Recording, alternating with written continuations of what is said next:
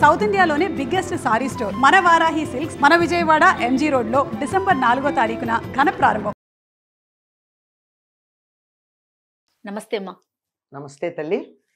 అమ్మా, తరచుగా మనం చేస్తున్న వీడియోల కింద నుంచి వస్తున్న ప్రశ్నలే నేను మీ ముందుంచుతున్నాను. ఈ రోజు మాత్రం ఒక ప్రశ్న పదే పదే వింటూ ఉన్నాను. ఇది మనం పర్సనల్ గా నేను మీతో మాట్లాడాను, దీనికి సమాధానం నాకు చెప్పారు. కానీ ప్రజలందరికీ తెలియాలి, ఖచ్చితంగా అందరికీ చెప్పాల్సిన విషయమే. ఇలాంటి ఆలోచనలో ఉన్నారు అని పబ్లిక్ గా అడుగుతున్నానమ్మా నేను. భార్యాభర్తలు దాంపత్యం తర్వాత పడక గదిని శుభ్రం చేసుకోవాల్సిందేనా? ఉన్న వస్తువులన్నిటినీ మార్పు చేయాలా? ఇది ఒకటి. ఖచ్చితంగా ఆడవారు తలస్నానం చేయాలా? తలస్నానం చేస్తేనే ఆ రోజు పూజకి వెళ్ళాలా? లేకపోతే ఏమన్నా దోషాలు కలుగుతాయా? చాలా అనుమానంగా ఉందని ఎన్నో ప్రశ్నలమ్మా దీని మీద. ఇంతవరకే నేను అడగగలుగుతున్నాను. చాలమ్మా. ఏమంటే మన ధర్మశాస్త్రాలను అనుసరించి దాంపత్య ధర్మం కూడా తప్పనిసరిగా నిర్వర్తించవలసినటువంటి కర్తవ్యం. లేకపోతే ప్రోక్రియేషన్ ఎట్లా ఉంటుంది, తరువాతి తరం ఎలా తయారవుతుంది? ఇది పితృణం తీర్చుకోవడంలో ఒకానొక భాగం. అంటే పితృరుణం అంటే బతికుండగా తల్లిదండ్రులకు అన్నం పెట్టడం, చచ్చిపోయిన తర్వాత వాళ్ళకి తద్దినాలు పెట్టడం. ఇవి కాక పితృదేవతలు వేరసలు. మన వాళ్ళు కూడా వెళ్ళి పితృదేవతల్లో చేరతారు. మనం కూడా అయిపోయాక ఈ శరీరం వదిలితే పితృదేవతలకు ఎడతాం. ఈ మొత్తం పితృదేవతల కమ్యూనిటీ ఉంది. వాళ్ళందరికీ కూడా ఆనందం కలిగించడానికి చేసేటటువంటి పనుల్లో ఒకటి ఏమిటంటే, మనకి శరీరం కల్పించింది ఎవరు? పితృదేవతలు. అవును. మరి వాళ్ళకి కృతజ్ఞత ఎలా చూపిస్తాం?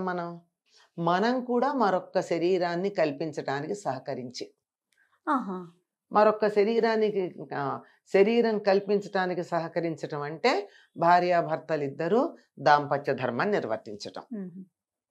అంతే కదా? అది పితృరుణం తీర్చుకోవడానికి. దానివల్ల సంతానం కలుగుతుంది.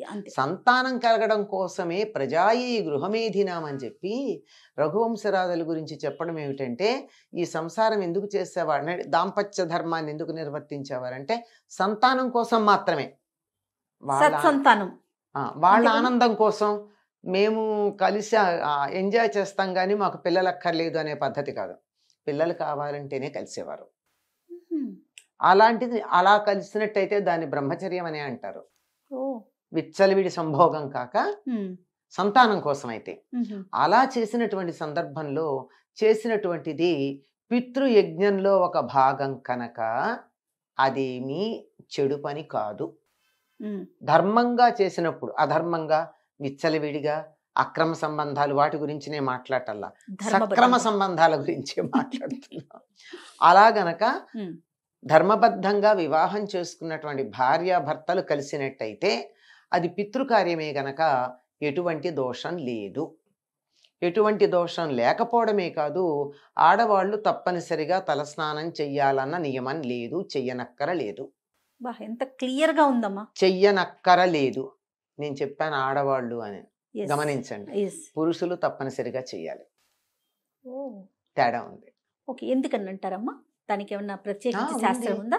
Women receives, man gives. Okay. ఏదన్నా ఇచ్చేసిన తర్వాత స్నానం చేసి వదులుకోవడం అన్నది. ఓకే కదా. మనం శరీరంలో ఏది రిలీజ్ చేసినా స్నానం చేస్తాం కదా. అవును.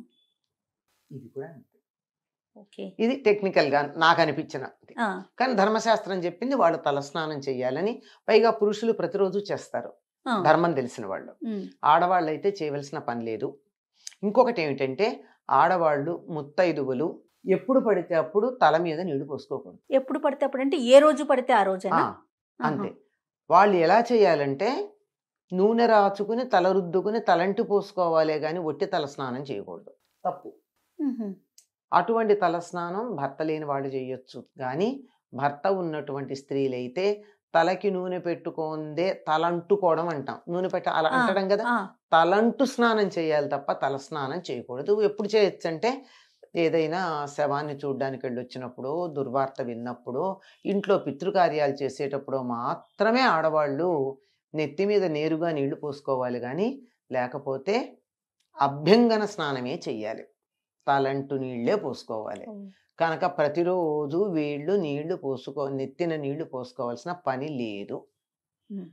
ఇంకా పూజ విషయానికి వస్తేనమ్మా మామూలుగా చేసుకోవచ్చు. ఇంకా దాంట్లో ఎటువంటి సందేహం లేదు. చక్కగా మామూలుగా స్నానం చేస్తాం కదా, నిద్ర లేచాక స్నానం చేయమా? స్నానం చేస్తాం కనుక కంఠ స్నానం చేసి పూజ చేసుకోవచ్చు. మగవాళ్ళు అయితే తల స్నానం చేసి తీరాలి. నిజానికి నిత్యం చెయ్యాలి మగవాళ్ళు, నిత్యం తల స్నానం చేయాలి. మరి అమ్మ వాళ్ళ పరిస్థితి ఏంటి? వాళ్ళు కూడా నూనె పెట్టుకుని స్నానం చేయాలి, అవసరం లేదా? అక్కర్లా. వాళ్ళు కూడా అభ్యంగన స్నానం అప్పుడప్పుడు చేస్తారు. నిత్యం తల మీద నీళ్లు పోసుకోవాలి. వాళ్ళు గాయత్రి ఉపాసన చేసేవాళ్ళు మగవాళ్ళు అయితే. గాయత్రి ఉపాసన కూడానమ్మా సంధ్యావందనం చేసేవాళ్ళు కొంతమంది అయితే, ఒట్టి గాయత్రి చదివేవాళ్ళు కొంతమంది ఉన్నారు. అందరూ ఉన్నారు. ఈ తేడాలు తెలియకుండా ఈ రోజుల్లో మనం ఏదో ఒక వర్గం, ఒక వర్ణం, ఒక సామాజిక వర్గం, వీళ్ళకి గొప్ప వాళ్ళకి గొప్ప అని నోటికొచ్చినట్టు మాట్లాడుతున్నారు. కానీ విషయం తెలుసుకోకపోతే అలాగే మాట్లాడతారు. విషయం తెలిస్తే సమస్య ఏం లేదు. అంటే ఎవరు ఏది చేయాలో అదే చేయాలి, చేస్తే బాగుంటుంది. పనిని బట్టి అమ్మా. గాయత్రి చేసే వాళ్ళు కొంతమంది అయితే సంధ్యావందనంలో భాగంగా గాయత్రి చేస్తారు. సంధ్యావందనం అంతా అక్కర్లేకుండా గాయత్రి చేసేవాళ్ళు ఉంటారు. నేను పొలం పనికి వెళ్ళాలమ్మా, నువ్వు కూర్చుని సంధ్యావందనం చేస్తే అక్కడ పొలం కాస్తా గోవిందా. అంచేత నువ్వు ఆ పని చేస్తున్నావు గనక నువ్వు గాయత్రి చేసుకుని వెళ్ళిపో. కన్సెషన్, అదే వెసులుబాటే తప్ప సౌకర్యమే తప్ప బ్యానింగ్ కాదు. చేసే ఉద్యోగ ధర్మాన్ని బట్టి, వృత్తిని బట్టి, ఆరోగ్యాన్ని బట్టి, పరిస్థితిని బట్టి ఎన్ని రకాల సౌకర్యాలు ఉన్నాయమ్మా మనకి. తెలియకుండా ఎగ్జంప్షన్ ని ఒక అధికారం అనుకోవడం, ఎగ్జంప్షన్ ని బ్యాన్ అనుకోవడం, ఈ రెండు సమస్యలు వచ్చాయి. ఈ సమస్యల కారణం అంచేత తప్పనిసరిగా మగవాళ్ళు చేసేవాళ్ళు చేస్తారు, ఆడవాళ్ళు చేయాల్సినటువంటి పని లేదు. తర్వాత ఇంకో మాట కూడా అడిగారు, అన్ని కడగాల?